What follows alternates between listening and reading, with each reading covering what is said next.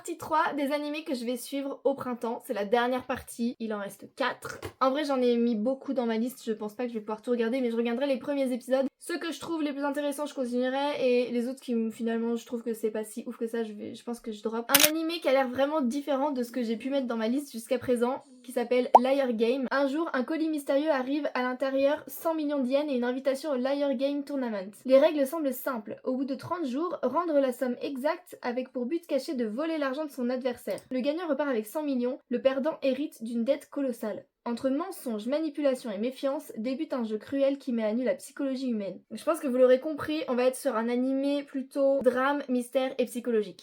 On revient sur quelque chose d'un peu plus classique avec The Ramparts of Ice. Socialement inapte, Igawa Koyuki maintient un mur entre elle et les autres. Elle passe son temps au lycée seule jusqu'à ce qu'elle rencontre Amamiya Minato, un garçon qui ne cesse d'essayer de réduire la distance qui les sépare. Koyuki la solitaire, Miki la fille populaire, Minato le garçon un peu collant et Yuta le gentil basketteur. Nous allons ainsi suivre le quotidien de ces 4 jeunes gens très différents les uns des autres. Donc là, on va plus être sur du school life, slice of life, comédie et romance. Il fallait bien que je prenne un animé de réincarnation, sinon c'est pas drôle. Celui-là, alors le titre est hyper long et je sais que je vais jamais réussir à le dire, donc je vais essayer, mais je vais l'écrire. Observation Records of My Fiancé, 2 points. The Misadventures of a Self-Proclaimed Villainess. C'est trop dur à dire, c'est trop long. Le prince héritier Cécile est un génie de 10 ans capable de tout assimiler en un rien de temps et de tout apprendre en un clin d'œil. Il finit par trouver la vie ennuyeuse et dénuée de saveur. C'est sans compter sur la présentation de sa fiancée, la fille du marquis Noches Bertia, qui, comme introduction, proclame « Prince Cécile, je suis la méchante ».